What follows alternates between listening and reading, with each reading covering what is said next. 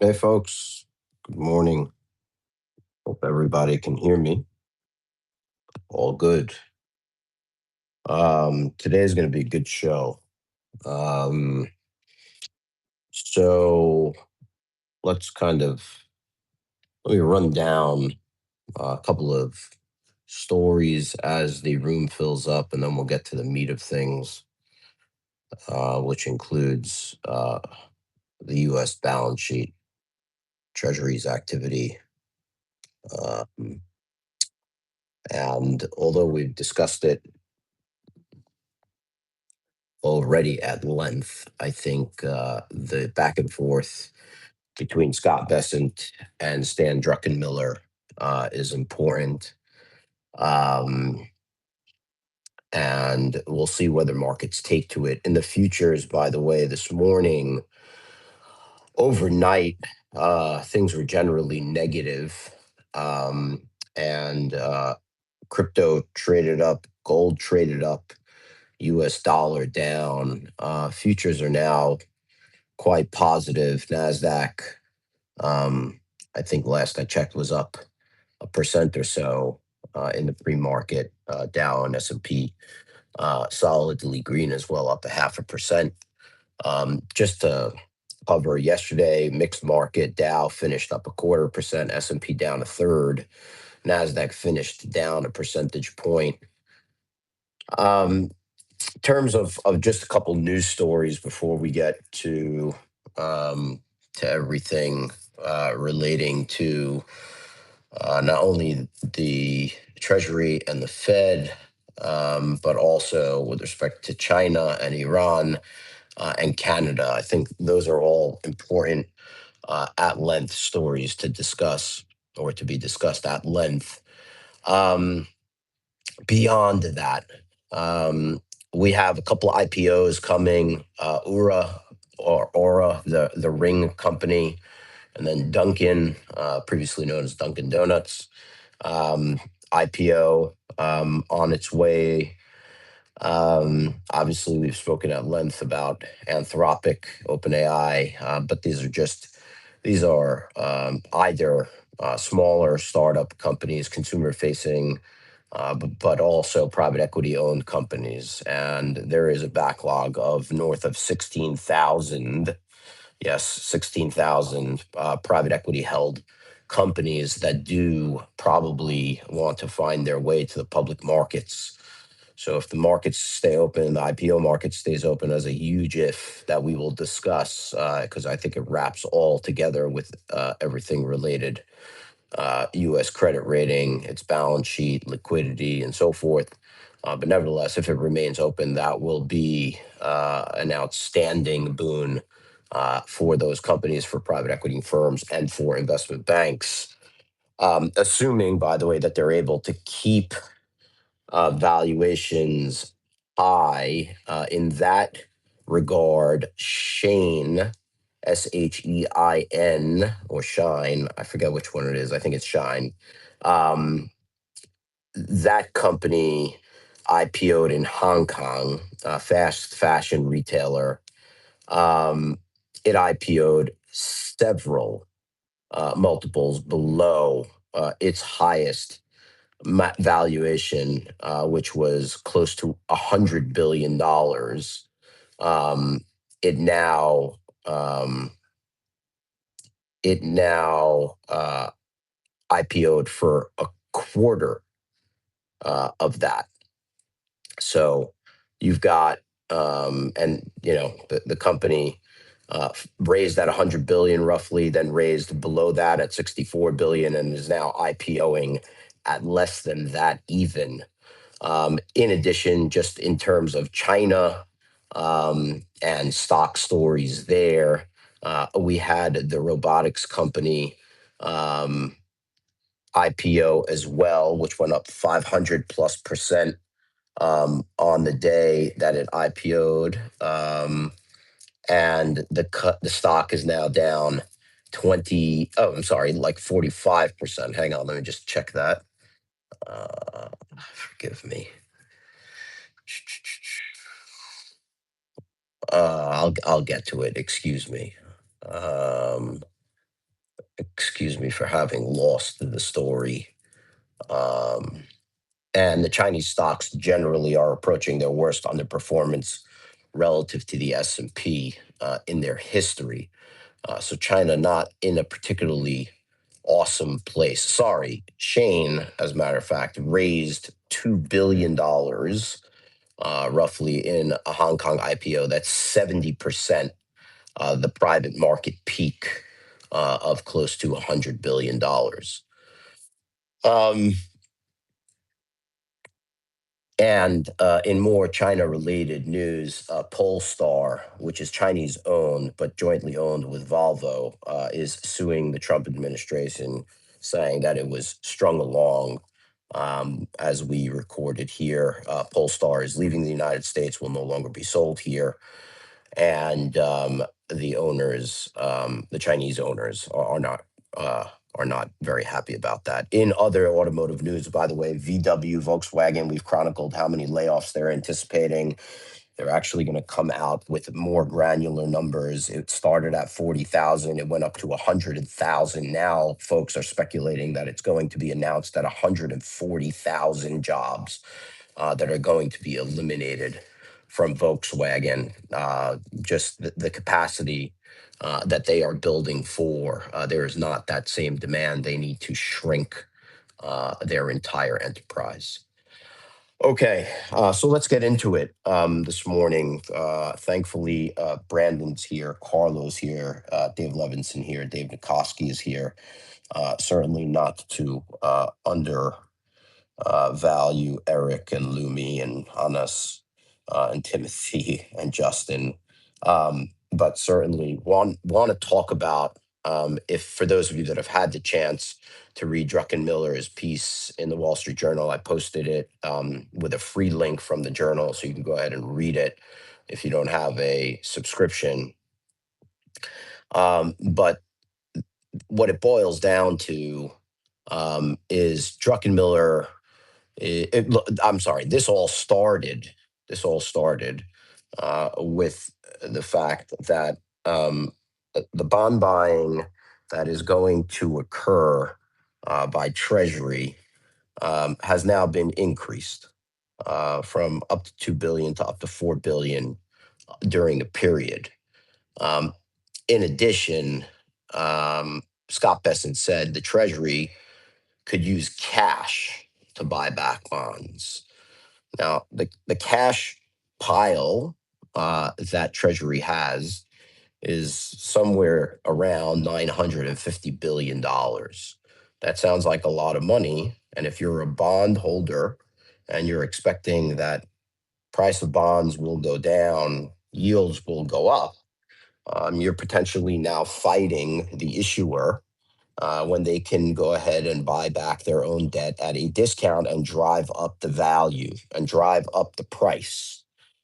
The flip side of this, so this happens all the time with companies. Let me draw the parallel for you. This happens all the time in high yield land, right? And first of all, take note of the fact that I'm talking about high yield or junk companies, right? I mean, AT&T bonds or Apple bonds don't trade at a discount ever. They trade a little bit of a differential based on the prevailing interest rate at the risk-free rate, right? So investment grade bonds oscillate, I don't know, I'd call it maximum 5 points, 10 points at their worst periods of time. High yield bonds, though, can move a lot more than that. They can trade easily for 60 cents on the dollar. Um, and so um, issuers that have cash, whether they generated it from operations or sales of assets or whatever it may be, they may, in their judgment, use that cash to buy back debt, retire debt at a discount. If I could buy, just to make the math simple, if I could buy bonds, my own bonds that I issued at 100 cents a dollar, and I could buy them back at 50 cents on the dollar, that's amazing. I'm getting a 2-for-1 on every dollar that I spend. I'm retiring the debt. I no longer have to pay interest. I no longer have that debt on my balance sheet. Seemingly, if I know that my operations are getting better, I could go and issue debt double the amount that I'm retiring at maybe a lower interest rate than I even had them out at to begin with. Right. And so you're playing a financial game against the market. You, by definition, the issuer, has more information than the market has. And so a lot of times it can work out pretty well. And I've dealt with my time at Credit Suisse, I dealt with a lot of bond buybacks, and companies do this, on an opportunistic basis, I would say. Um, the United States should not be acting, this is my opinion now, the United States should not be acting like a high yield issuer. Yes, it has a lot of cash on hand. It's got close to $1 trillion of cash on hand, let's say. At the same time, its long dated debt, is, at least in the Treasury's eyes, is priced really high. And we've talked about the long end of the curve, and the curve steepens, and the question is how steep or how shallow that curve is, or moderate that curve is. But if you think that your credit quality is going to get better, or you can continuously roll over your short-term debt at a much lower interest rate to be issued at, then it behooves you to retire the long dated debt and continue to borrow in the short term. And that's what the Treasury seems to be indicating from Scott Bessent's statement. Um, Stanley Druckenmiller, who, in a twist of tremendous irony, was one of Scott Bessent's mentors, at various points in his career, wrote his opinion piece. And again, read it. The interesting thing about the piece, I'll pause for a second, is that everyone that has looked at it and fed it through AI, seems to, all signs point towards the fact that it was generated by AI, which is very curious if you want to be a conspiracy theorist about this whole thing. Um, is Stanley Druckenmiller not capable of penning his own opinion piece? He very much is. Is Stan Druckenmiller working hand in hand with Scott Bessent to manipulate markets? I don't really think so, but sure, if you're a conspiracy theorist, go for it. Um, but what Druckenmiller said is, look, the United States, yes, it's got $1 trillion of cash, but it's got $40 trillion now of outstanding debt. Now, relative to the 40 trillion, that trillion doesn't look so big anymore. And should the Treasury really be concerned about the price of its debt? I mean, if the market wants to go ahead and consider that the long term credit risk of the United States is higher than the Treasury believes it is at this moment, and therefore the yields on that paper are going higher and higher, you got to kind of let the market do what it does. For the Treasury to step in and essentially not retire debt because it's cheap, but retire debt because it's mispriced, that's the wrong thing for the Treasury to be doing. And the only way it does that is either by using cash on hand or issuing shorter term debt, more and more shorter term debt, to go ahead and take out that longer term debt. That's really great until you run out of runway to cut. Once you've continuously cut runway, at some point you're going to run out of runway, and it'll be the end. It'll be staring over a cliff. You'll be on 1 day paper taken to, the most outrageous extremes. And so that's Druckenmiller's pushback. Whether we should all take this very seriously is a real question. The fact that Stanley Druckenmiller has taken this seriously, seemingly, even though he didn't spend any time writing the piece because it was generated by AI, the fact that Stanley Druckenmiller on, today, Tuesday, August 25th, decided to raise the specter of this, the market may all of a sudden decide to take these things seriously. It's not like this is a secret, right? This has been out in the open, and we've spoken about it from time to time. How much gravity does Druckenmiller have with his piece is the question. And you wrap that up with everything going on with Canada, with Iran, and thereby China, and so forth that's going on this today, Tuesday, August 25th. You get a bunch of macro concern all around the bases. I'm going to pause right there. I'll let Carlo step in on the stable coin slash T bill side of things and whether, Carlo, you really think that this is at least partially, certainly not exclusively, but maybe even majority about stablecoin legislation. I don't know. And then we'll go ahead and get to Dave Levinson and then the rest of the folks up on stage. Please go ahead. Good morning, Carlo. Good morning, David. Good morning, everyone. Yes, I wrote a piece this morning that I put up in the Nest, basically looking at this as Druckenmiller making valid points. And let me set the record straight. Hey, Carlo, not to interrupt you, but you're extremely quiet for some Oh, reason. I'm not sure if that's fixable, but figured I'd say something. let me try to fix that. Is this better? Much. Much better. Okay. I had my volume maxed out and could barely hear My you. earpiece must be glitching, so I'll talk directly into the phone. I wrote a piece that I put out this morning looking at the Druckenmiller perspective on Bessent's moves. And first of all, want to clear the air. I really don't care if Druckenmiller used AI to write this article because I'm pretty sure that these are his thoughts that are amplified by AI and accelerated his ability to put out the piece. And frankly, that's exactly what people should be using AI for. I don't think that he phoned this in and let AI come up with his original thinking on this. And it doesn't take away from the thesis that he's putting out. So I think people just need to get used to the fact that AI is going to be integrated into the writing process, and that's exactly what it's there for. As long as the author is vetting and testing the ideas and using AI to refine those ideas, I think that's exactly what we should be doing. So thank you for coming to my AI TED Talk. Now, with respect to what Druckenmiller has said, I think there's definitely merit in what he's going to say, and I know that people like David Levinson will talk extensively about the danger of doing this. But the reality is that is exactly what he's doing. My thesis in my article is that he's fighting a two-front war here.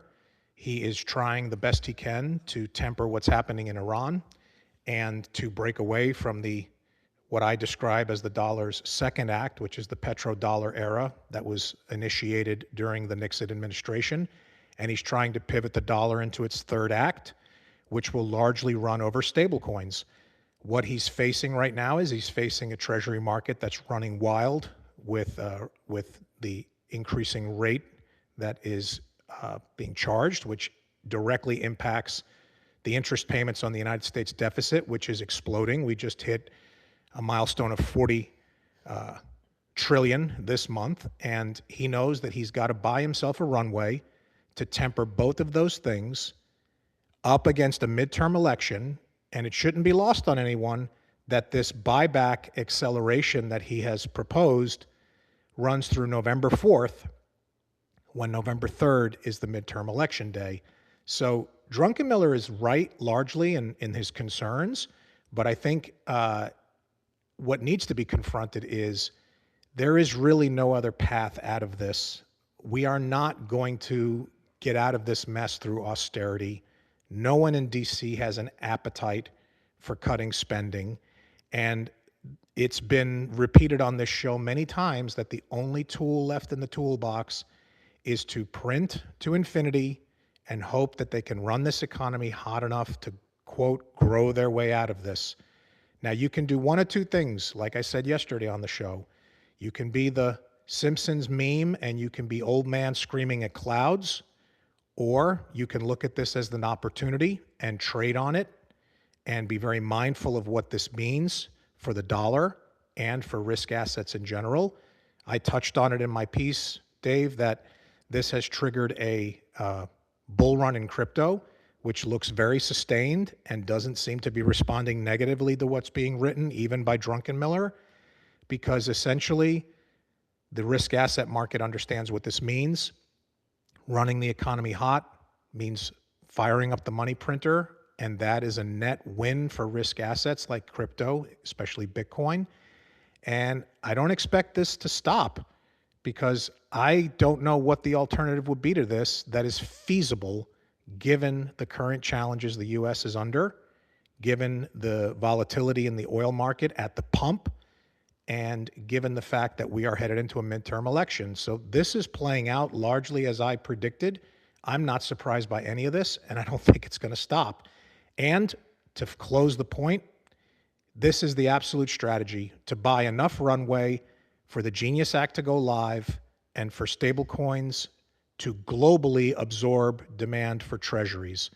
We're not there yet because the Genius Act regulations haven't gone live, and that's why he needs time. So the longer he can elongate this, even though it's not, as Druckenmiller described, necessary to do this, it's necessary for the objectives of the administration. And you can either be mad at it and scream at it, or you can trade on it. Back to you, David.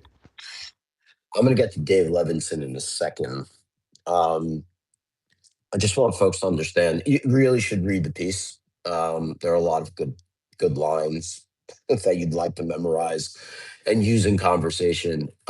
One of the most memorable to me is you can't buy your way out of a solvency conversation with liquidity tools, right? So a guy who's spent his life around restructurings, this is the mantra. At some point, your creditors look at you and say, I don't care how much cash coverage you have for the next quarter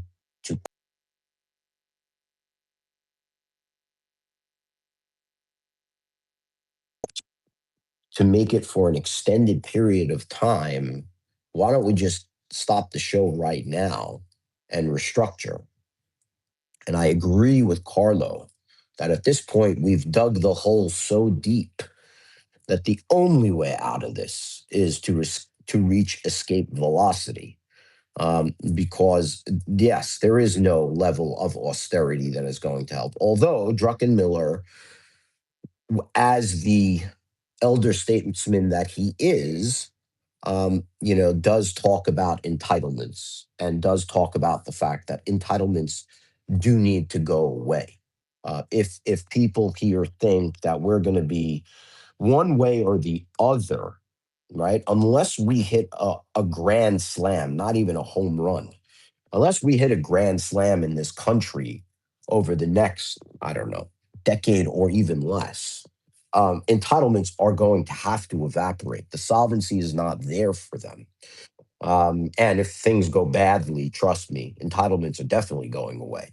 So I think that's one thing to keep in mind. Dave Levinson, you could talk about anything and everything, but I would like for you to comment on whether Besant is making Warsh's job harder or vice versa, or they're really two ships passing in the night.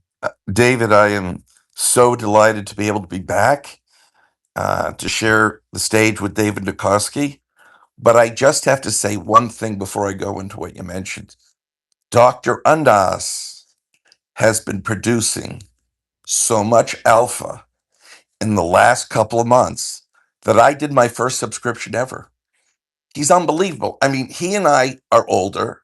We remember, the OPEC crisis in 73, and he's just giving you so many facts and truth. We're drowning in information, and it's a fortune to dig through information to get to truth. Fiction is cheap, facts are complicated and expensive, and he saves me so much time. I'm so grateful for him. So just I had to make that point, and I'm not getting paid for this, but anybody who doesn't spend that 2 cups of coffee a week to get that $10 subscription, you're nuts, because it's affecting everything. Oil affects expectations about inflation. Okay, getting back. Hold 1 second. First Yeah. of all, none of us get paid for selling Honest's subscription, so that's A. B, Gary Cardone, I apologize for dropping you down. I needed to get Andy Kaufman up on stage. I will cycle everybody in and around, so please stay with us, Gary. Okay. So I had Hold on, both of you. Just put Timothy as co-host so I can bring up that Gary again. I had dropped down for that too. just bring Timothy as co-host. It will Got it. free a space. Okay, go ahead. Go Okay. ahead. Yeah, go, So Dave. I had to repost what you did yesterday on Guggenheim Partners. And I matched that with a chart that is the lowest rated. Wait, you got to tell everybody what I posted. Oh, he posted pure truth, pure alpha. It's the whole AI trade. I mean, what David posted yesterday is the cost of debt of Guggenheim Partners. It's down by 28%. It's trading at 1,000 basis points off the curve. It's trading at 1,300 basis points more than China, which is under 2%. You can't fund anything at that. AI is becoming unfundable. NVIDIA is transuming 85 basis points. Let's pause for a second, folks. I just need to fill in a little bit of the hole that Thank Dave you. Levinson is leaving because of, Dave Levinson talks shorthand. Sorry. Guggenheim Partners. No, it's okay. Guggenheim Partners is a massive asset management company, amongst other things. Manages about $300 billion. The reason it is currently in the news, I promised that we would get to this on a post-mortem basis. Its CEO, Mark Walter, is under a lot of pressure right now. We talked about him selling assets. The ones he owns are the LA Lakers, LA Dodgers, and others. And the Guggenheim, so Dave Levinson is making the point that Guggenheim owns a lot of private credit as well, in addition to being led by Mark Walter. Go ahead. Canary in the coal mine.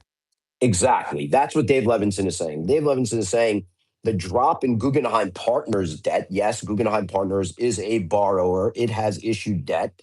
The reason that its debt has fallen is, yes, there is one part of the story relating to Mark Walter and the investigation that he's under and the collection of stuff that he has assembled. On the other hand, this is also representative of the state of private credit, which a lot of it is sitting inside of Guggenheim. Go ahead, Dave. So you did the chart looking like negative, meaning that the price of his assets are going down. I did a variation of what you did, inverted, showing the spreads going up, meaning the cost of debt going up. When Oracle announced they were beating by they had a $350 billion backlog last September. And I'm like, how are they doing that? And then they announced the day later that it was all Sam Altman. The credit spreads were 55 basis points, the credit default swaps. That blew out to 200. People started months later after we highlighted it, monitoring credit default swaps, which is the funding cost for the insurance on this debt. And now everybody's talking about the widening of credit spreads getting wider and wider. That is just a market signal. You're running out of balance sheet. Your ability to borrow is shrinking. Wait, And who's running out of balance sheet, Dave? all of the hyperscalers. What does this have to do with the U.S. Treasury? So it has everything to do with it, because credit from whoever is synthetic duration. It's not treasury duration. It's where you can put money, make a little extra over the treasury, as you pointed out, AT&T, there's a small premium. But what happens is, in market dynamics, as you have debt outstanding and people are buying that debt to get a little extra premium, and then the companies are selling debt, that works very well until the spreads widen. And that's when the whole thing is becoming a problem, because all of the existing debt you have creates a base for people to say, hey, I don't think you can afford this extra debt.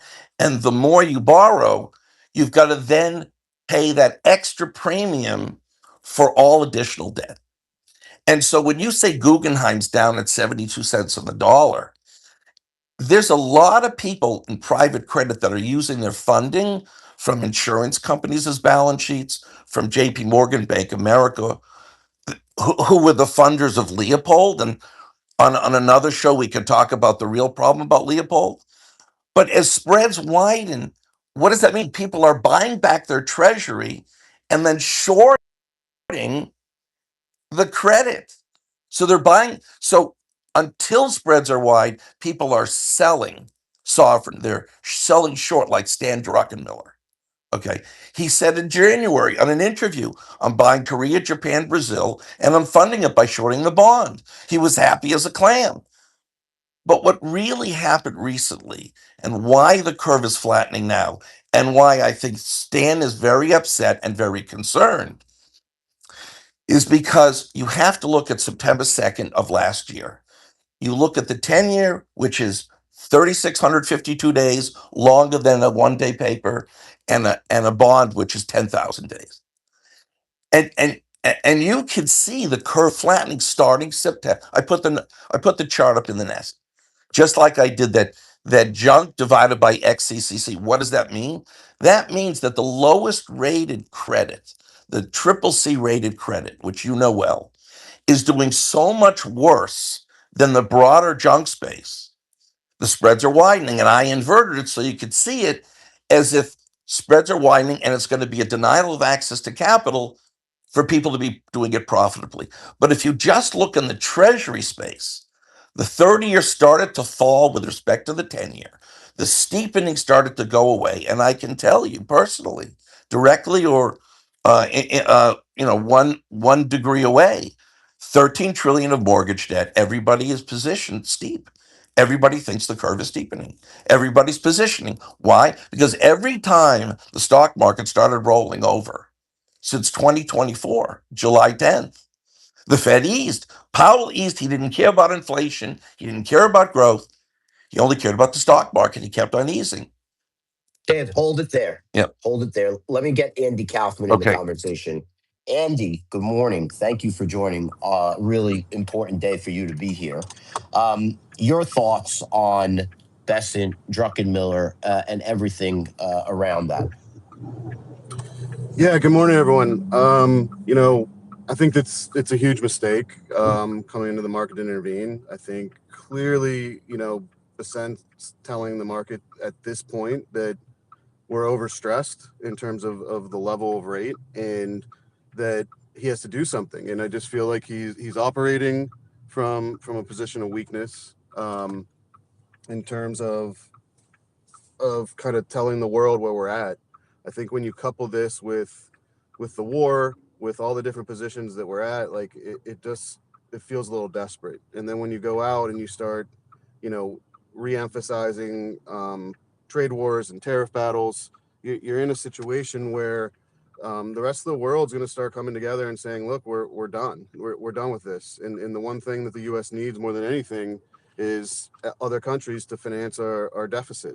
And when you go out and say, I've got to keep issuing, but I don't want to partner with any of you anymore, they're backing away. And if you think that a lot of this move is not China, you're sorely mistaken for what's going on. I mean, it started with the move with Japan, which I thought was a desperate move to finance them because he was worried about 75, trillion or billion, billion coming out. From that move was a mistake. So, I think the bond market's going to sit here and they're going to debate and they're going to say, don't fight the Fed, don't dissent on Bessent, whatever you want to say with your alliteration and rhyming. But the question is can he really do enough ultimately to control the curve? And I think, I didn't read Druckenmiller's piece yet, but I'm sure he's saying that it is really hard for a government to intervene in the market for a long enough time unless you're really going to sit there and build up an $8 trillion balance sheet. And the one thing that I really get concerned with is if you look at the different, you go back to 2008 to 2014 and the different QEs that had to come through to be successful, right? Because the first couple didn't work, right? A specific amount. It wasn't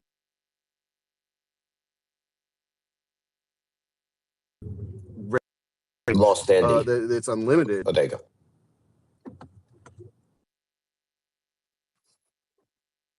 You're cutting in and out a little bit.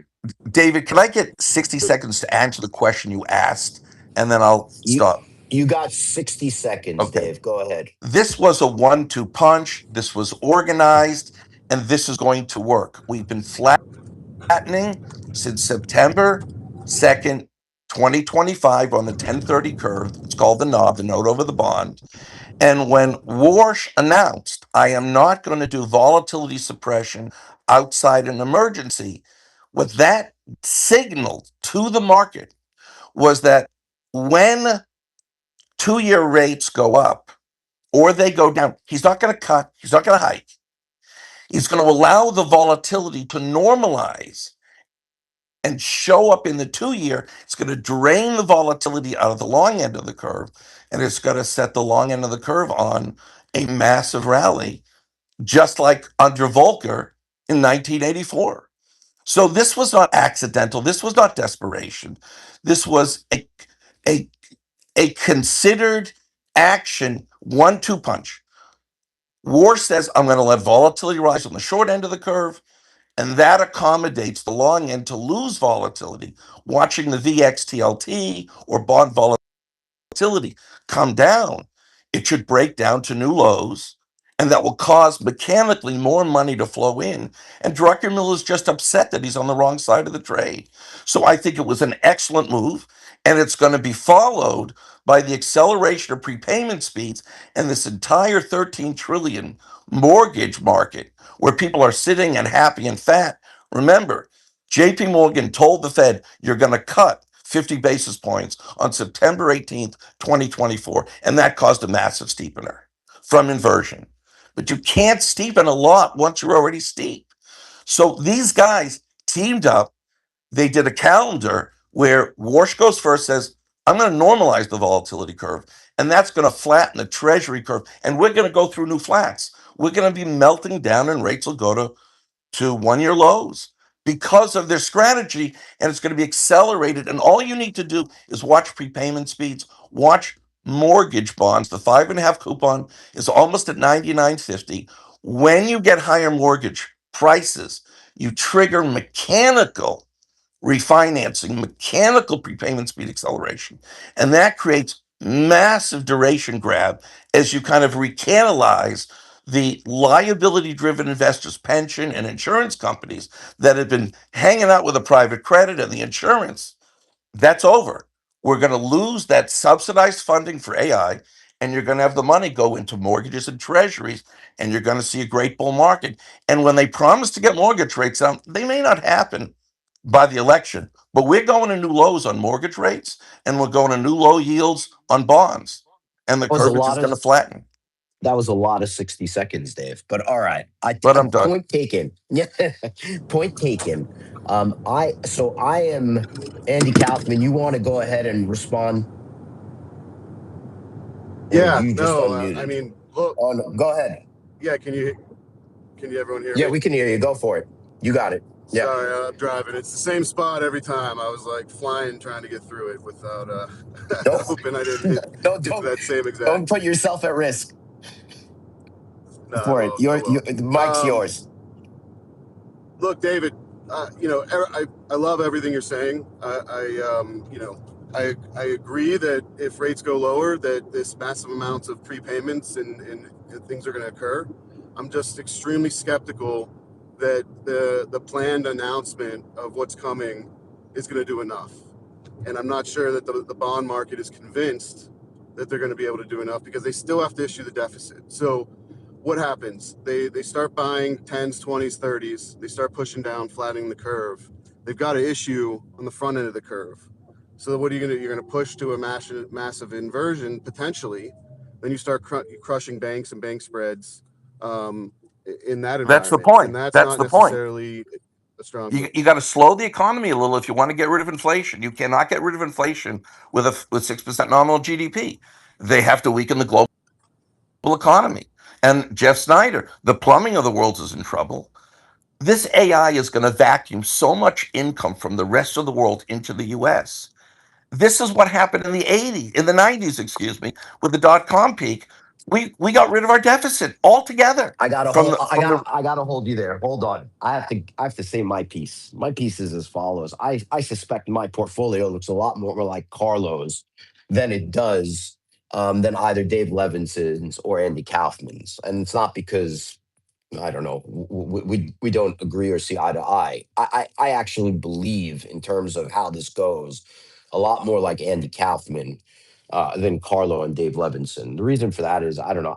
I've dealt with distressed companies my entire career. Again, if this was a solvable problem, then I would totally be into it. I don't think this is a solvable problem. I actually think it's going to run out of juice. The market's going to see it's going to run out of juice, and things are going to get potentially very scary at that point. There may be And what a little asset while. class potentially Yeah, wins if exactly. that No, happens? no, that's excellent. That's why I come back to Carlo, right? When the world falls apart, I either want to be in gold or I want to be in Bitcoin. I think there'll be euphoria for a while. I think, look, I don't think we're at the end.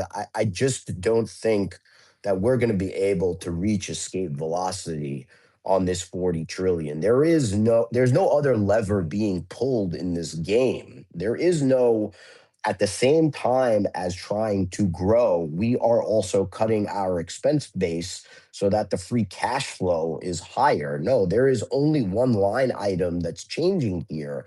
And from my experience dealing with distressed companies, that's not a recipe for success, right? A restructuring is a full on restructuring. You just tinker with your balance sheet a little bit, it'll delay things. It's a band-aid for another day, but it's not like the United States is turning into some other animal than the animal it is today. Yes, it'll be powered a lot by AI. Yes, I agree with Dave Levinson. There is a lot of money from around the world that's going to come here. I just don't think that that's going to be enough to help dig out of the 40 trillion. I think the numbers have become so overpowering at this point, that we're not going to make it out. And I know I don't mean to sound like a doomer. I don't mean to sound like this is the end of the world. I'm not that guy.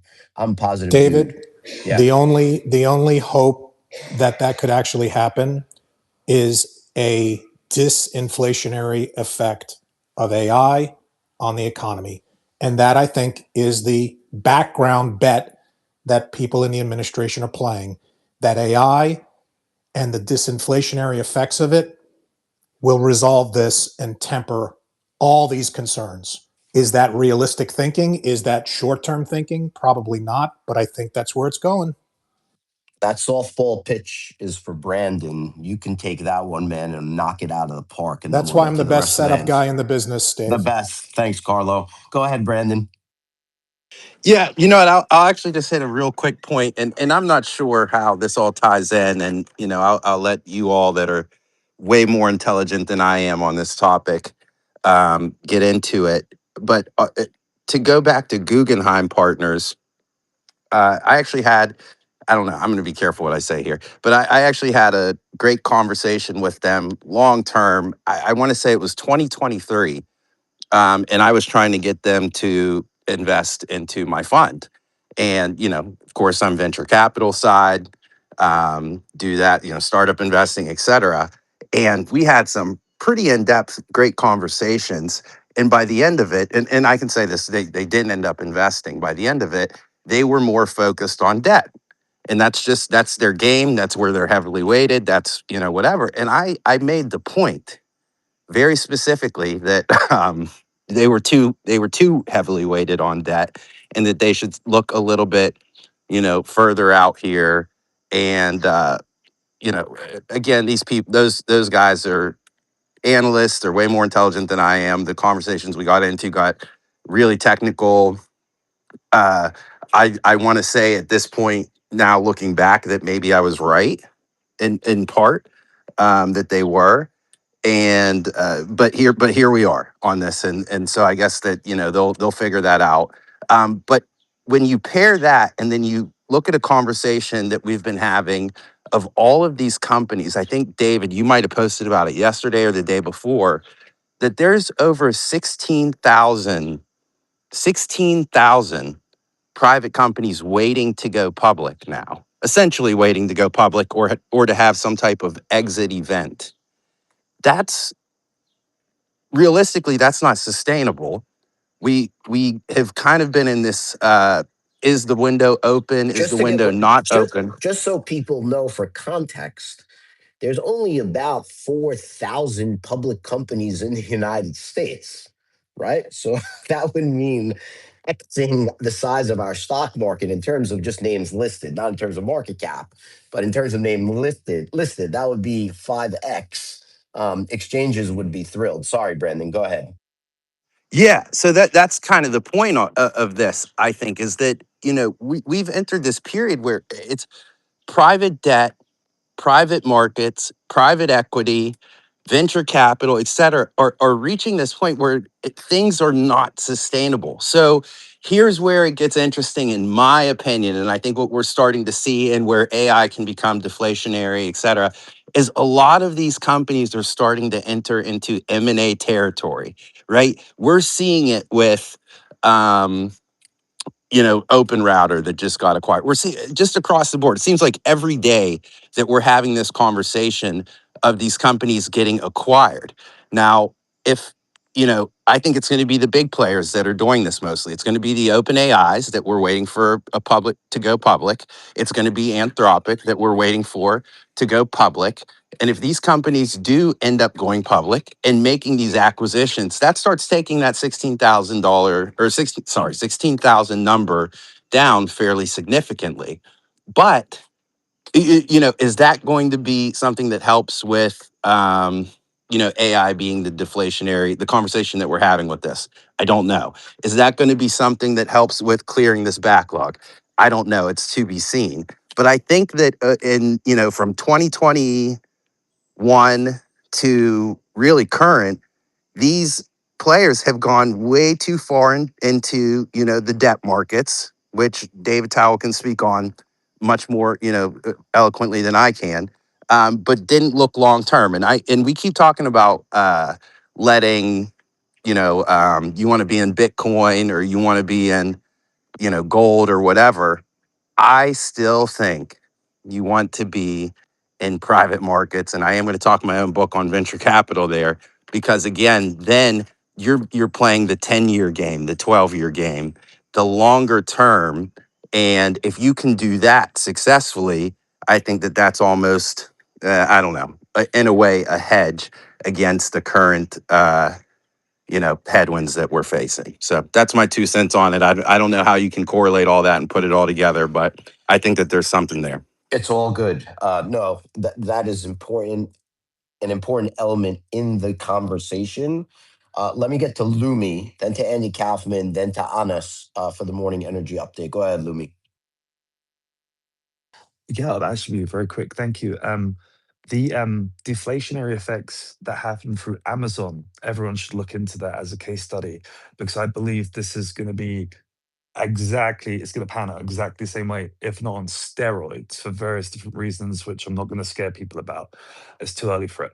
The beef thing with Trump doing the beef thing is very important because, again, he's trying to impact inflation and the inflation basket. And I think that people shouldn't be worried about the debt so much, because there's literally thousands of trillions of dollars in assets in the world. And as long as we can outgrow this, it should be fine. Don't get too worried. Don't get too pessimistic, David, in the morning. It's too early for this. All right. So the best thing, I think he did that to spook markets in a weird way. And I don't think he's actually intends to intervene as much as he's making out he's going to intervene. And it's actually designed to create a conversation about nothing. And then the last thing I'm going to wrap this up with is MicroStrategy or Strategy. They raised a lot more cash, and ironically, they're not buying a stable coin with it. They're not buying Bitcoin with it. They're just holding cash, and ironically, they're holding that in a bank, and that bank is ironically buying treasuries by proxy. So one way or another, someone's buying treasuries out there. Amen. All right. Anas, can I trouble you to hang in 10 minutes? Because not 10 minutes, less. I'm gonna get to Andy Kaufman, but then I want to talk to Eric about Iran and Canada and anything else that he wants to talk about, and then we will pass it over to you, which I assume has somewhat to do with Iran. So let's do that. Go ahead, Andy Kaufman. Yeah, three quick points, not to belabor it. I think one, the disinflation curve. There's got to be a J curve here, right? You're going to get inflation first, as there's just capital intensive spend. You're going to still have employees, etc., and then eventually you're going to start to get, the efficiencies, the productivity, etc., right? And then it's going to be disinflationary. How long that takes, that's anyone's guess, right? I'm not sure, but it's going to be faster than I think people expect. It's going to be faster than you saw, with the .com and email and everything else that happened, just because of how efficient and how smart it is, right? And the speed and investment that's going on a relative basis. So that's one. Two, relative to rates and treasury, what I was trying to get to, and I didn't get to very eloquently, but the point is that the amount of intervention that central banks or treasuries have to do, right? It's going up and it's multiplying. It's not linear, right? This is an exponential relationship. So before it took, 2 trillion, then it took 6 trillion, right? The next way to get involved to actually move the curve and to move rates and to control the curve, it's going to have to be more, right? The market's going to have more, just because there's been more debt outstanding, more duration outstanding, and this really becomes a confidence game. So at the end of the day, the market has to believe that the intervention that's coming is going to drive rates down. And it's really about confidence. And I believe that the market in general, and that's not just the US players, right?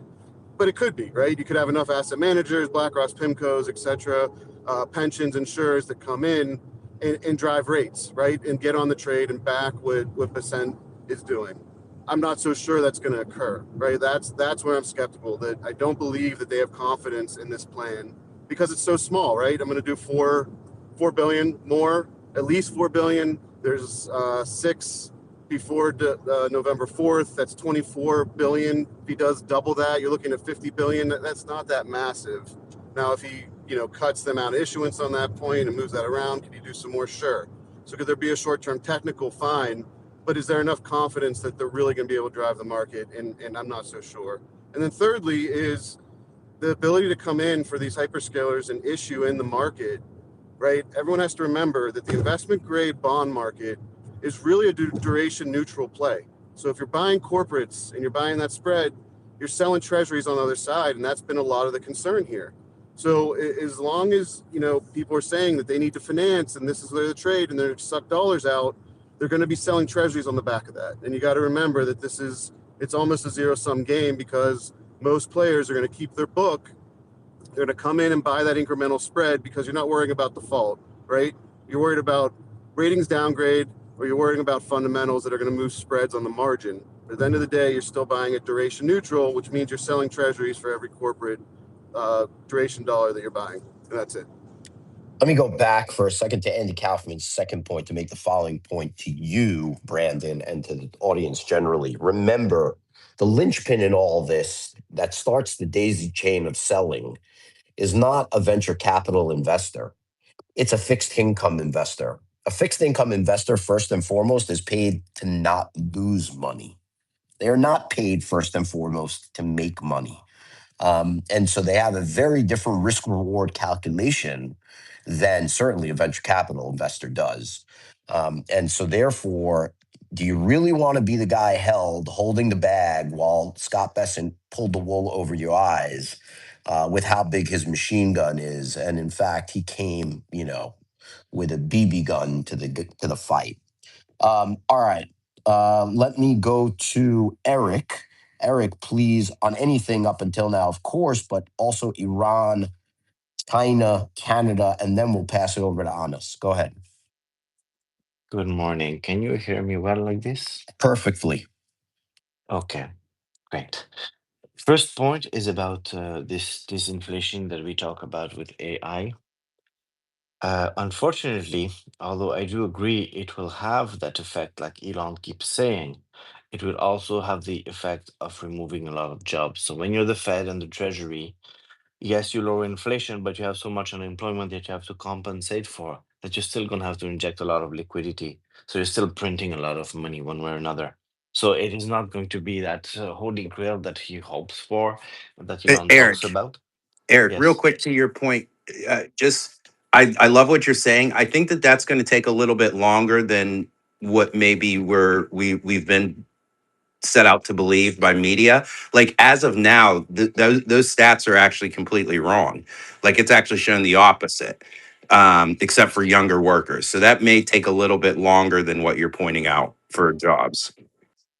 Well, for me, it will take, because it takes government to react also to the new reality. The added productivity for existing jobs is great and welcome, and this is the first effect for everybody. Just like Stanley Druckenmiller just wrote his thing with AI, and that's a normal thing that will be part of everyday life, that we use it to augment our capabilities. Then it will be split around the world. We'll have this world split, which I will come to after in our discussion. But I do see that it takes a lot of time for a government to invent itself, to reinvent the way that it has to service its citizens, right? So in this ideological world where we have not only AI, but also robots, especially doing a lot of human jobs, and you think the human can be sustained without having to work and the robot does it, it will take a long time for government to adapt to that new reality and know how to manage the finances and to sustain it. So decades, not years, at least decades, because government do not change that fast. They certainly do not have the brains to find the great solutions so fast. Look at what is, you look at the last 50 years to in the world of politics, to understand what the next 50 years might bring. The people at the top are still the people at the top, and the human nature in politics is still the human nature in politics. So that ideal view of Elon Musk, I don't share it. I agree technologically with it, but not in the effect on human society, because of the nature of politics, the nature of human beings, especially the older ones, and adaptability, and how society, the entire society, has to structure itself around that new reality. So I see challenges there, challenges in which the wealthy will have to to help the less wealthy as governments run out of money and print beyond imagination. We will have structural problems in society as we have technological marvelous advances. This is how the way I see it. Now back to Canada and China and whatnot. Look, it looks like the Trump administration decides to double down on escalating on all fronts as much as it can ahead of the midterms. Maybe he felt that not enough economic wins, so let's go and double down. It's typically Trump. That's not nothing new, that he likes to increase the crisis and then solve them later, and to say, "Look, I've solved them." But because this is part of the geopolitical conflict around the world, it is not going to be as easy, I think, as he thinks to solve it. So I don't know what his agenda is. I just see that he wants to double down till the election, and that's his way of going. It's hard for me to tell you anything beyond that, because Trump is Trump. And for Besant's thing that we about printing money, again, it's it brings less confidence. Any financial system around the world, and the reason why the US was ahead of everybody else, one of the main reasons, is investability and trust in the system. Trust is essential for money to flow there. And crisis is a way to bring it to. If you're relatively more trustable than another system, so money will flow to you. So one of the reasons we have the big crisis around the world. But as if your own investors, your own Warren Buffett and Stanley Druckenmiller, and you know what, Wall Street starts losing faith in your own government and financial system, this is a big, big red flag, which doesn't bring any stability. And I do agree with both Carlo and David on this side, that it is long gold, longer Bitcoin. We can have a discussion another day about Tether gold, Tether Bitcoin gold, how to use that versus the probability that the government eventually would come one day. What would they confiscate first if they need liquidity, because it happened in the past. So at some point we should have that discussion in another space. For the rest, Anas, why don't you go ahead, and then we'll come back to the geopolitical things, all of us together after you finish your segment. Anas, are you there? I am here. Thank you. Good morning, everyone. Yesterday, the U.S. Department of Treasury initiated what it called Operation Economic Outcast. It is the sanctions against Iran. They called it D-Day economic sanctions. Here is the problem. It is mostly symbolic. I mean, if you read the details, they are extensive, but it's mostly symbolic, especially after the U.S. Treasury Secretary Scott Bessent made the following statement. Why would I want to blow up the global financial system? In a sense, he's saying, no, I'm not going to do that. So in the same press conference, he went from a D-Day sanctions to why I would want to blow up the global financial system. So here is my comment on those sanctions. You cannot kill a horse twice. You cannot starve a person whose location is unknown. You cannot destroy an economy that has already been destroyed. You cannot further damage a currency that has already lost its value. You cannot reasonably expect additional sanctions imposed on a country that has endured heavy sanctions for 4.5 decades and expect to produce meaningful results. You cannot repeat the same policies and anticipate different outcomes. The question is the Ukraine war a proxy war between the US and Russia? Another question. If the Iran war and the Hormuz crisis is a proxy war between the US and China? The reason for my question is look at the sanctions and look at the details. It seems they are directed to China or at China, not at Iran. The primary loser, if really applied, is China, is not Iran. These are Chinese sanctions.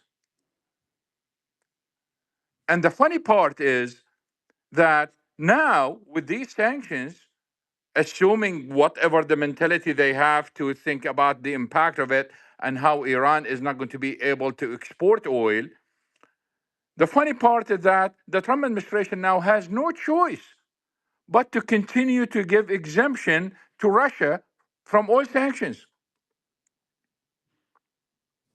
Pause on the Russia point for a second on us. Russia doesn't particularly interest me. On the China point, however, we know that China buys 90% of Iran's oil.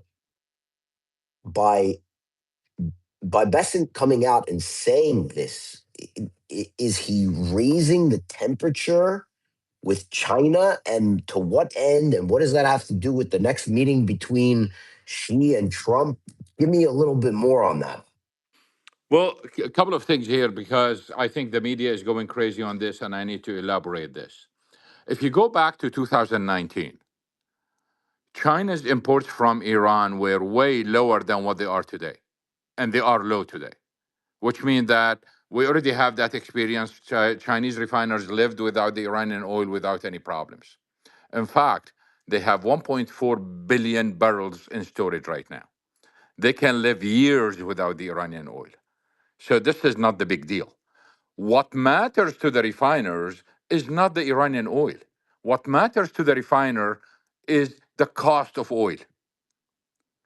So the issue is really the cost of oil, not the Iranian oil per se. However, the issue, since if you look at the details of the sanctions and it's directed at China, China has to respond. Notice the following, that since the beginning of the crisis, China did not really do much and did not say much. And yesterday, the moment the Trump administration announced those sanctions, China responded and threatened to retaliate. So it is about China and whatever negotiations, everyone is trying to collect as many chips, as many cards as they can to go to those negotiations. And probably the Trump administration thought, well, if I impose those sanctions, I go with extra cards to negotiate with China. But as you are going to see in a few minutes, the issues are unlike even what I expected. So give me a few minutes and I will explain additional issues related to that. As you all know, the U.S. Secretary of Energy was talking about this massive amount of oil leaving Hormuz, which no one agreed with him. Tracking companies show way lower number than what he is showing. And now we can assess his statements. And here's why.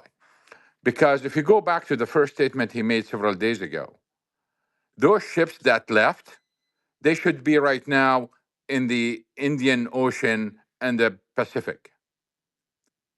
And therefore, they can be tracked by the tracking companies and they can be seen by satellites. And we don't see anything. So where is it? Where is the oil? In addition, Iran already announced that they are allowing Iraqi oil to leave. But now I can look at the screen and see the ships are still in the same place. They haven't even moved. So there is a big question mark there. And let's remember that price is still around $90. If we have this flood of oil coming out of Hormuz, where is the impact? Prices went up instead of going down.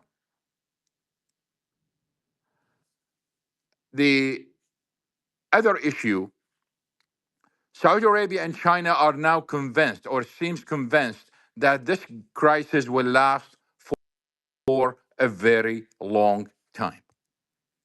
Remember what I said before. I said, this is 3 months ago, that when was, at that time, very few people were saying this. I said that this is going to last through the election. And people were surprised with that. Now I can tell you that the statement I made at that time is completely wrong. Completely wrong. And the reason why, because we have more evidence now, this might last for years. And if you think the Ukraine war is a proxy war and it's been going on for years, this is exactly the same. So what are the evidence? Bahri, which is the largest shipping, the Saudi company that ships the Saudi oil from Aramco and others and owns the largest VLCC in the world, or at least either the first or the second in the world, is diverting its VLCCs from the Gulf of Oman, the empty ones, from the Gulf of Oman. They are sending them to the Mediterranean around Africa to come through the Suez Canal. Why the Saudis are doing this? Supposedly they were waiting for a resolution and they were negotiating with the Iranians. That means they give up on Trump and they give up on Iran. But that's not the only one. Look at what China did. Look at COSCO, the largest shipping company in the world. The Chinese shipping company has decided not to send a single ship to the Gulf or through the Red Sea. All of them, they have to go around Africa. So what does China and Saudi Arabia know that we don't know? It takes weeks for them even to go around. So if you are worried about oil supplies, don't worry about production right now. Worry about delivery, because everything is going to be delayed substantially. And for that, for the normal flow, it will take at least 3 months to normalize. But the fear is there will be a time we may not have enough ships. And therefore, don't be surprised if shipping rates basically go through the roof, despite the fact that they went through the roof already. What baffled me about what is going on right now and all those issues is that two countries are being squeezed out of breath almost to death. And both have nothing to do with the conflict. Nothing. Iraq and Egypt. So watch those two countries. Russia has decided to extend diesel export ban through September. This is very important because, as you all know, the oil market crisis right now is the diesel crisis. We are already short on diesel. Refineries are already going through maintenance, so we are going to have less diesel. And at the same time, the SPR, the Strategic Petroleum Reserve, is almost running out of medium sour crude that is needed to make diesel. And we lost all the diesel from all the medium sour crude from Hormuz, from Bab el-Mandeb, and from the Black Sea. So what's going to happen to diesel? And now Russia, of course, cannot export diesel simply because of the Ukrainian attacks. So watch diesel. Finally, natural gas prices, although they declined a little bit today, but they are still very high in Europe. They are double what they were before the crisis. And now we have the LNG plants in the United States start going through maintenance, which means that the US will export less. Asia and Europe are fighting for those shipments. Now we have less supplies. Storage in Europe remains very low, and we don't know what's going to happen next in terms of who is going to get that LNG. Now, China is fine simply because they are getting all that Russian LNG through the northern route. So the world is burning. The Trump administration is making it worse, and China is laughing. Back to you. Thank you, Anas. I don't know about China laughing. The leadership in China may be laughing, and they may always have the last laugh because of the way that they organize and run their country. Before I get to David Nikoski's hand, I see that Gordon Johnson is in the audience. Gordon, if you'd like to come up, we're more than happy to have you. Need to report that Dick's reported results, stocks down about 15% in the pre-market. In addition, John Deere is about to have a major fight on its hands with the UAW. And this would be for the UAW chief another opportunity, although it's been a while since he flexed his muscles with respect to the automotive manufacturers. The membership of the UAW rejected a Deere contract for the collective bargaining agreement to extend it for 2 years and 4% wage increase and $3,000 bonuses for each year. No changes to pension and health care. Just keep in mind, John, I think his name is John Fain, has now done this twice with a stroke of luck, that he is dealing with the companies that he has to deal with at a time of incredible strength vis-a-vis the stock price. Deere's stock is up 40% year to date, 40. And he was also dealing with similar incredible times at the automotive makers when he negotiated with them, only to thereafter things get very difficult for them. So we'll see if he's able to, not necessarily overplay his hand, but play a hard hand against Deere and finally and get the deal done. The last thing that I'll mention before getting to Nikoski's hand is NVIDIA. As I said yesterday, tomorrow after the close, we will get NVIDIA results. NVIDIA has had 7 sessions in a row of losses. Mind yourselves, folks, that August is on historically the second best month of the year for stocks. So if you believe that pattern and that NVIDIA should partake along with it, maybe it is a time to buy. Certainly not recommending you buy, but just making you aware of that. All right, I'll hand it over to Dave. Dave, good morning. Welcome.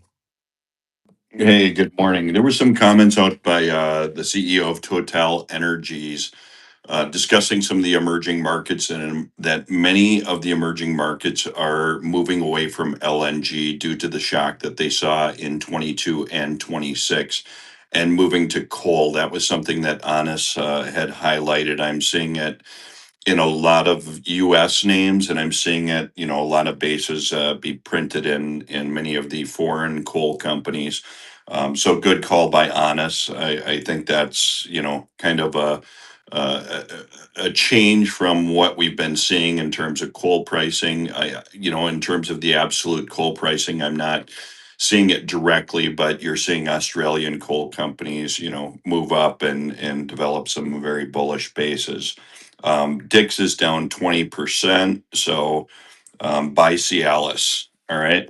Back to you. Thank you. Thank you, Dave Nikoski. Wow, that was out of character, Dave. That was We got to have a little humor in our life. If we can't laugh at bad things, then good things can never happen. I expect something like that out of Brandon. Brothers in arms, my friends. All right, Eric, over to you, sir. Thank you very much. To come back to what we were talking about Canada and to continue about the geopolitical things that Anna's talked about, I do agree. It is a proxy war and it will remain a proxy war. That's the reason it started to begin with 5 years ago, 6 years ago, even all the way back to Crimea. This is just the way the world is. And it's going to stay with us for a while. Now, for Canada, essentially, I want to explain something to the audience because I think some of them didn't quite grasp what I wanted to say. Is that Alberta and Quebec, which are two key provinces here in Canada, who always disagree with each other on a number of issues, from environment to how energy should be transported or not, etc., which is a big issue. I do believe Alberta has a very good case that it is true that Quebec should help them to get their oil to market. Quebec is saying it's not green enough. We have hydro. We should be able to use hydro.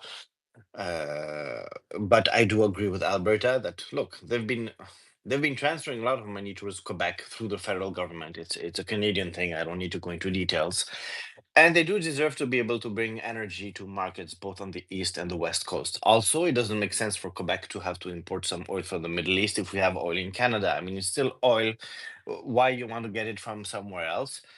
Third point is Quebec should have the ability not only to deliver that oil, but also to refine it and to sell refined products and transform products. So Canada should have the whole value chain, not just the crude oil. It should be able to do a bit more than that and to give some refined products as well and build an economy around it. I mean, we have how many 6 million barrels of oil per day. I don't know how many nat gas as well.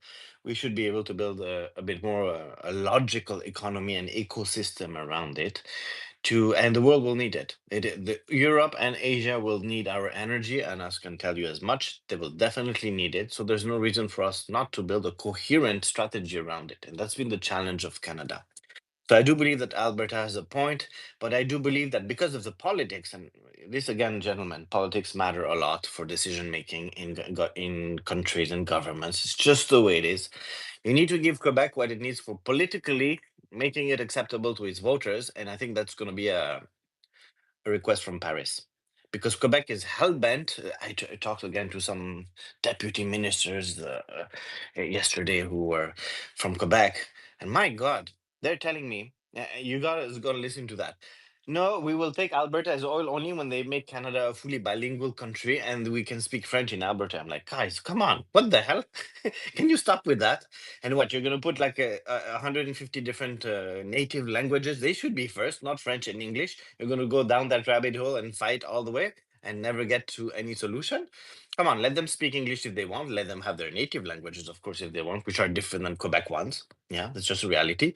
But don't make this part of the economic discussion. Economy has to run, and you got to be able to put your resources to market and build your whole ecosystem around what your country produces. This is like basic intelligence 101. So for Quebec to be able to sell it to its voters, if there is a request from Europe saying, look, guys, Russia is hammering us, United States is bothering us, and now Quebec has a big beef with the US too, they will accept it. So politically, they're able to sell to the French voters. The request came from Paris. Let's go. That's why I was talking about the request has to come from Paris for the political side of things, not for the economic and logic things. Yeah, it's for the political side of things. Because you got to sell it to your voters so government actually does something about it. Because politicians care about two things: their own elections and money. This is what they care the most about, not the whole population. It's just a fact of life, yeah? So if you give them that, the political reason to do it, then they'll do it. So that's how you have to look at it for the political stuff. But I do believe that Canada needs to build its whole ecosystem around it because there's no reason why it shouldn't or why it couldn't. It's not a technologically underdeveloped country that couldn't do that. I mean, of course it can. So it that I believe it should. But for that, you do need to have that sync between provinces, which has been the challenge. We have this Donald Trump this morning because he's fighting with Doug Ford, the Premier of Ontario, who's speaking like a Trump with himself, saying, okay, I'm not going to say what Doug Ford said. You can look it up online because we've been told not to say bad things here. There's kids listening, right? So they're exchanging Trumpian words, let's put it this way. And now Trump decided that he will rename Lake Ontario, what is it, Lake of America or something, some kind of ridiculous thing. He's going baby again. And this is not productive to the conversation, but this is Trump's style. He doesn't like something, he wants to go and attack like that. At some point, his government is going to have to put his reins to that to discuss the serious issues. Because as you have a world war, world trade war, world proxy war, energy wars, and economic wars at the same time, there's only so much that countries can take of clownism. At some point, you got to really deal with the real issues. And if Congress slash Senate doesn't come to it, or his administration doesn't come to it, we're going to have a, a tough time ahead. And you cannot own enough gold or Bitcoin if you're a Bitcoiner if that continues that way. I need to stress it because we're getting to a point where it's getting emergency. It's not for nothing that Scott Bessent is trying his shenanigans, because for him, everything's flashing red. It is flashing red. Otherwise, he wouldn't go on a limb just to destroy the trust on his financial system if he thought it was not flashing red. Things are flashing red for him, gentlemen. Think about it. Back to you, David. Thank you, Eric. Just for the audience, for folks that haven't had a chance to read, the threat from Trump to Canada now stands at 50% on auto parts and steel from Canada starting in January. We've seen this playbook before where this is not immediate. It's going to take some time. Potentially the deadline gets pushed out. Potentially this goes away altogether.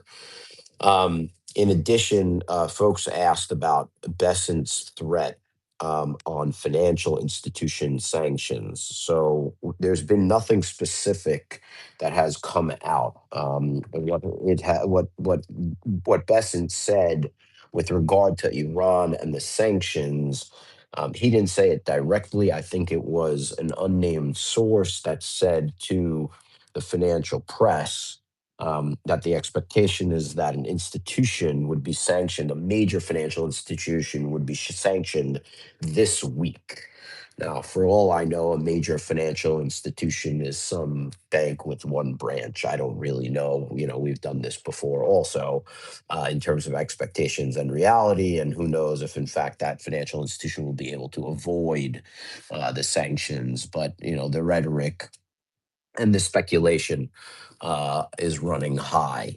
With respect to China, China has already responded with regard to the sanctions and Iran and Trump and Bessent's statements, saying that obviously it will have to it sees this as a threat to itself, and therefore also it may have to respond in kind. So we'll see where this goes. There's just a lot of trading of words. By the way, with respect to all the stuff that we spoke about earlier about Besson and the Treasury and debt buyback, I mean, the dollar has continued to remain strong. I mean, the Dixie's at 99. Yes, it came down from being over 100, but it's not as if this has plummeted.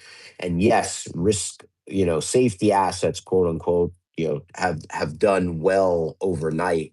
Bitcoin crossed 80,000. It has now come back below 79. ETH, below 2,500.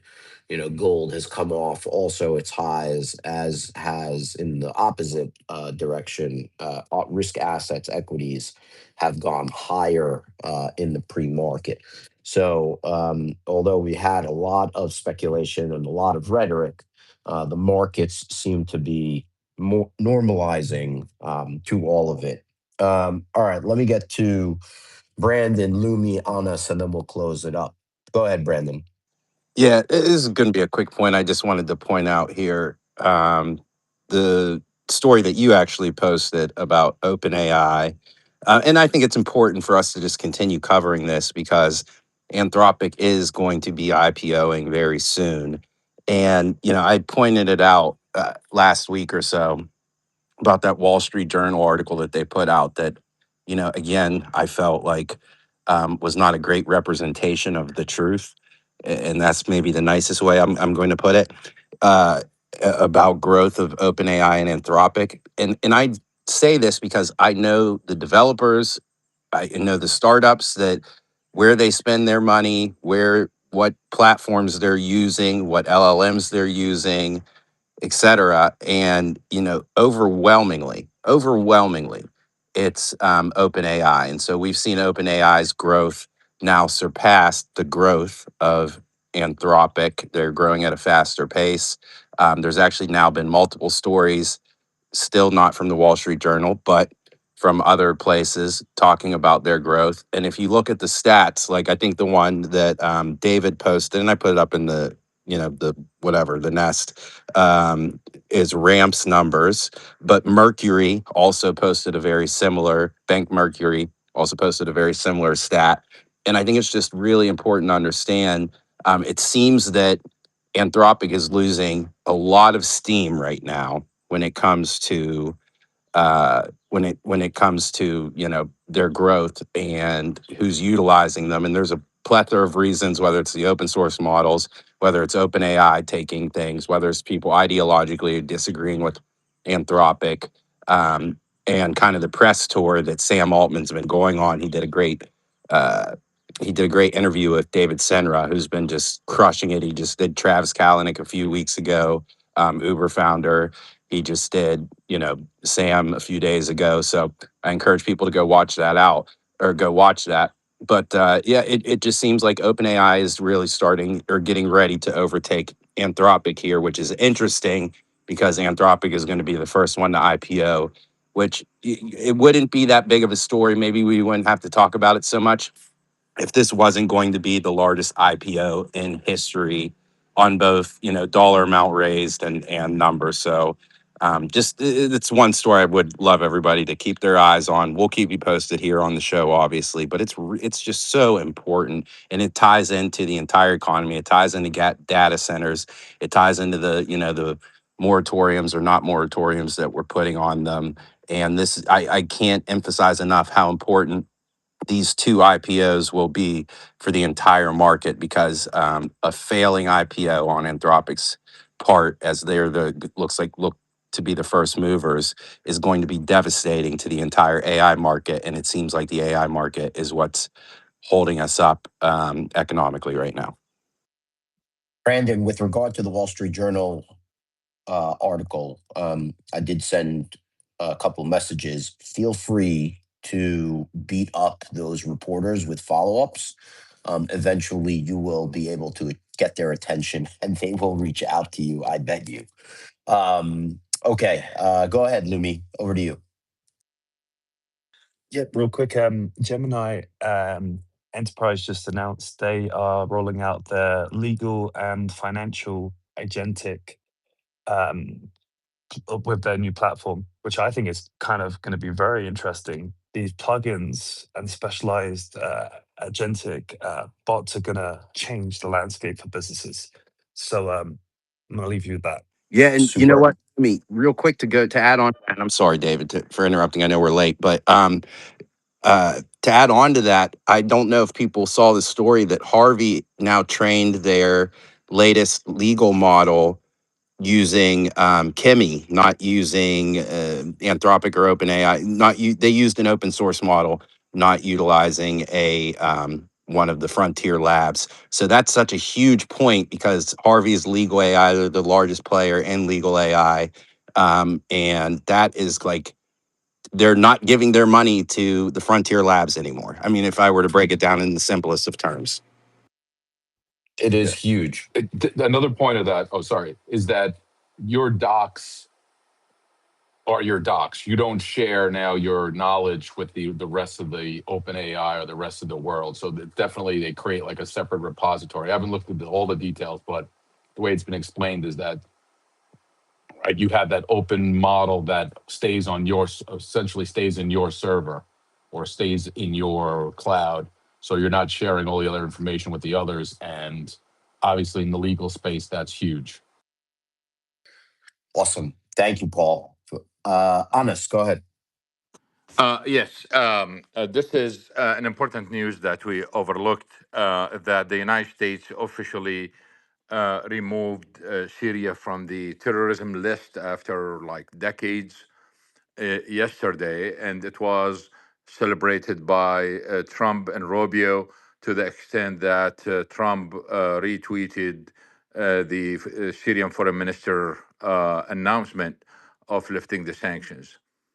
Now, I'm going to make a statement that might anger some people, but for those who knows, Tom Barak, who is officially the U.S. ambassador to Turkey, but I'm going to say something that might.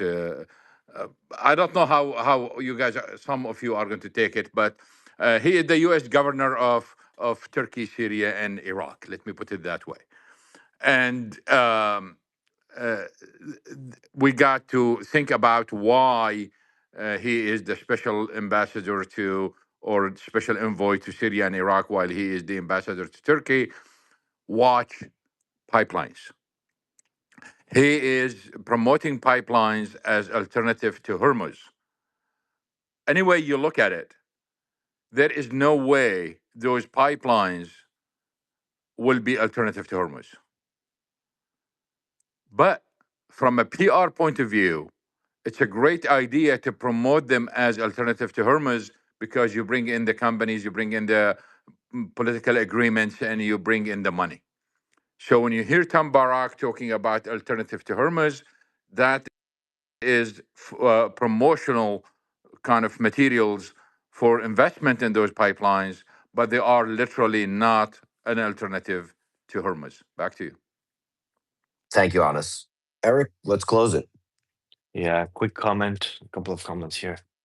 I mean, gentlemen, ladies and gentlemen, we have the United States removing Syria from the terror sponsor or whatever list after it put an Al Qaeda commander as its president. Supposedly the team who did 9/11. I mean, go figure. There's a lot of things in geopolitics that are not as they seem. When you see announcements like that, it will make you dig much further. What the hell is going on? Please go ahead and dig. I don't want to make a geopolitical space here. Why on earth would the United States do something like that? What is really happening with these wars? What are they really happening with these proxy wars? What's the agenda? Why on earth would something like that even see the light of day? Yeah. And I'll leave you on these thoughts for geopolitics. One last comment that I wanted. Actually, you know what? In the interest of time, let me just close it here. Further comments tomorrow. It's 9:35. It's way overboard. Back to you, David. Excellent, guys. Market is open. NASDAQ up 0.75 of a point, S&P about a half, and Dow about flat. Everyone have a great day in the markets. Thank you for a robust discussion this morning. It was great. Thank you, everybody, for joining us. And we will go ahead and come right back here tomorrow at 8 a.m. Join us, please. Thank you for a great morning. Take care.